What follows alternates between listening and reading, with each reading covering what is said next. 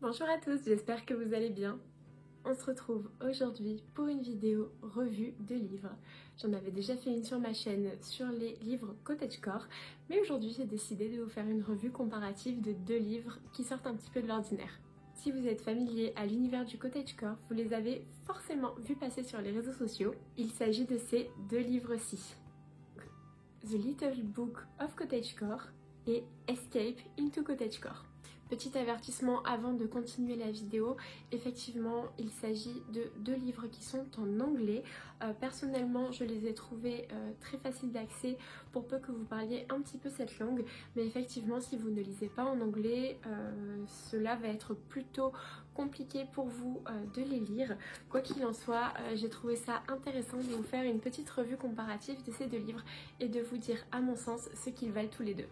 Donc ces deux livres ont été écrits par Ramona Jones et Emily Kent et ils sont sortis, il me semble, il y a 1 an ou 2, à partir du moment où la tendance cottage a un petit peu explosé sur les réseaux sociaux après le confinement notamment. J'ai lu les deux et j'avais vraiment très hâte de vous en faire une petite revue et de vous donner mon avis. Bien entendu, mon avis n'est pas une généralité et si ces deux livres vous plaisent, je vous invite à vous les procurer et à les lire pour vous faire votre propre avis. Et d'ailleurs, n'hésitez pas à en discuter ensemble dans les commentaires pour que l'on puisse voir un petit peu ce que chacun en a pensé. Je pense qu'on va commencer par The Little Book of Cottagecore. Celui-ci, c'est celui de l'autrice Emily Kent. Le sous-titre s'appelle Traditional Skill for a Simple Life. En résumé, cela signifie des savoir-faire traditionnels pour une vie plus simple. Personnellement, j'ai beaucoup apprécié celui-ci, car à l'intérieur on retrouve énormément de tutoriels, si je peux dire comme ça, pour tout un tas d'activités vraiment très intéressantes. On y retrouve notamment un chapitre sur le jardinage, un chapitre pour faire ses bougies soi-même, faire ses savons soi-même, des recettes de cuisine, des recettes de pain, vraiment tout plein de choses qui sont vraiment très utiles de savoir et j'ai trouvé que c'était extrêmement bien expliqué. On a aussi une petite partie sur les loisirs créatifs dont la broderie et le patchwork, du coup je le trouve vraiment très chouette aussi pour ça. Le petit point négatif de ce livre, c'est qu'il n'est pas du tout illustré, donc il n'a pas de photos et des petites illustrations seulement sur le bord des pages. De toute façon je vous les montrerai en close-up, mais à part quelques schémas pour expliquer par exemple le point de croix ou une ou deux méthodes de patch, rien n'est expliqué avec des illustrations. Donc je trouve ça un petit peu dommage parce que c'est vrai qu'il pourrait être un petit peu plus joliment présenté avec de jolies photos ou de jolis dessins, mais il n'y en a quasiment aucun dans ce livre. Vous voyez, les seules illustrations qu'il y a dans ce livre, ce sont notamment ces petits schémas. Là, c'est un schéma pour vous apprendre à faire le point invisible, par exemple. On y retrouve aussi des recettes pour des remèdes traditionnels, un petit peu les remèdes de grand-mère. Et j'ai trouvé ça vraiment super intéressant. En tout cas, ce livre peut être vraiment un super moyen de débuter de nouvelles activités. Donc si vous avez envie de vous lancer dans des savoir-faire un petit peu traditionnels et que vous ne savez pas par où commencer, ça peut être vraiment un super recueil pour commencer à se documenter sur différentes activités. Et du coup, si vous ne savez pas comment occuper votre été, ça pourra peut-être vous aider. Ce que j'ai beaucoup aimé avec ce livre, c'est que les activités décrites à l'intérieur sont hyper variées. Ça va de l'apiculture au point de croix, à la confection de pain et même à la création de bougies. Donc c'est vraiment hyper varié et je trouve que ça présente des activités auxquelles on ne pense pas forcément. Maintenant, je vais vous parler de Escape into Cottagecore. Donc ce livre est écrit par Ramona Jones et personnellement, j'ai un petit peu une relation d'amour-haine avec ce livre.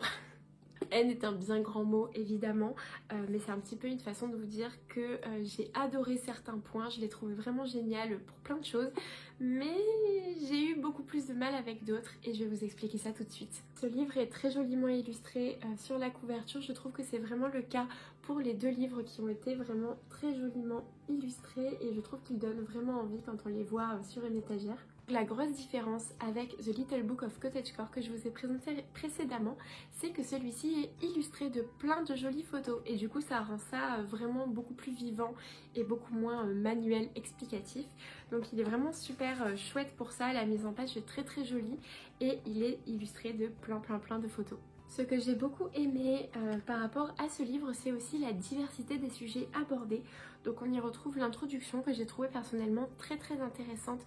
J'essaierai de vous mettre un petit peu des close-up du livre en même temps que je suis en train de vous raconter un petit peu ce qu'il contient, comme ça vous pourrez voir plus en détail. Mais j'ai beaucoup aimé l'introduction de ce livre, tout simplement parce que ça explique vraiment la naissance un petit peu du mouvement cottagecore et de où cela a tiré ses racines. On y retrouve vraiment une infinité de chapitres sur plein de sujets divers et variés. On y retrouve notamment un chapitre sur la pleine conscience intitulé Mindfulness, un chapitre sur la maison, un chapitre sur la mode, sur le jardinage, la nourriture, la vie à l'extérieur, tout ce qui est un petit peu magie également à sa place dans ce livre, même si personnellement je n'en suis pas spécialement friande. Il y a aussi une petite partie sur la culture et sur les divertissements. Je trouve que les sujets sont vraiment variés et du coup ça peut vraiment être intéressant, notamment le chapitre sur la pleine conscience est vraiment intéressant parce que cela fait vraiment partie de ma vision sur le cottagecore. Je vous en avais notamment parlé dans ma foire aux questions, mais pour moi la pleine conscience a vraiment sa part à jouer dans le slow life et dans toute la manière de vivre cottagecore. Le chapitre également sur la vie en extérieur est vraiment super intéressant. Ça vous donne des idées de sortie, des choses à faire pour vous reconnecter à vous-même et c'est vraiment très intéressant. Donc beaucoup de ces chapitres et la construction du livre en elle-même sont vraiment très chouettes. J'ai aussi beaucoup aimé la manière dont ce livre était écrit, mais on va en venir aux points qui m'ont un petit peu plus chafouiné. Donc comme je vous disais, ce livre est séparé en plusieurs chapitres sur plusieurs sujets différents, donc que vous retrouvez ici dans la table des matières. Donc je vais vous prendre par exemple les 3 des chapitres qui se suivent, donc la maison, la mode et la nourriture. Donc dans chaque chapitre, on va vous expliquer par exemple la mode cottagecore, d'où est-ce que ça vient, quelles sont les inspirations, comment s'habiller, etc. La maison, comment décorer votre maison façon cottagecore, par exemple comment chiner les pièces, comment bien agencer les meubles de sa maison. Pour la nourriture, on va vous expliquer comment faire certaines recettes, quoi manger pour que ça reste un petit peu dans ce thème un petit peu traditionnel, cottage, etc. Mais ce qui m'a vraiment dérangée, c'est qu'à la fin de chacun des chapitres de ce livre, vous avez une partie comment le partager sur les réseaux sociaux. Et j'ai vraiment eu beaucoup de mal avec cette partie-là, c'est-à-dire que vous avez le chapitre mode, donc comment s'habiller cottagecore, comment chiner les pièces, etc. comme je vous expliquais. Et tout de suite à la fin du chapitre, comment prendre en photo vos tenues cottagecore pour les partager sur Instagram ou sur les réseaux sociaux de manière générale. Comment prendre de jolies photos de votre maison pour pouvoir les partager sur les réseaux sociaux.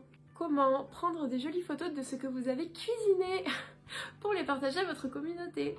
Je le dis en rigolant, mais c'est vraiment un point qui m'a fait un petit peu rire jaune parce que c'est vrai que c'est très représentatif de la société actuelle et il est vrai que le mouvement cottagecore a vu le jour sur internet, donc c'est normal qu'on en arrive là. Mais malgré tout, je trouve que ça va complètement à contre-courant de la philosophie cottagecore et je trouve ça vraiment dommage. Pour moi, la philosophie du cottagecore, c'est vraiment rendre la vie plus simple, apprécier chaque chose que l'on fait, s'habiller avec des tenues plus simples et qui nous font nous sentir nous-mêmes, si bien sûr vous adhérez à ce style-là. Et faire tout cela, justement, on y revient en pleine conscience pour se reconnecter à soi-même et à la nature qui nous entoure. Et voilà, vivre une vie plus simple et être moins stressé par le monde qui grouille et qui est tout bruyant autour de nous. Pour moi, ça va un petit peu à contre-courant du cottagecore en lui-même. Donc par exemple, je l'ai un peu pris dans ce livre-là, quand on vous explique notamment le chapitre cuisine et qu'on vous explique comment cuisiner telle ou telle chose et que de suite après on vous dit comment le partager en photo sur les réseaux.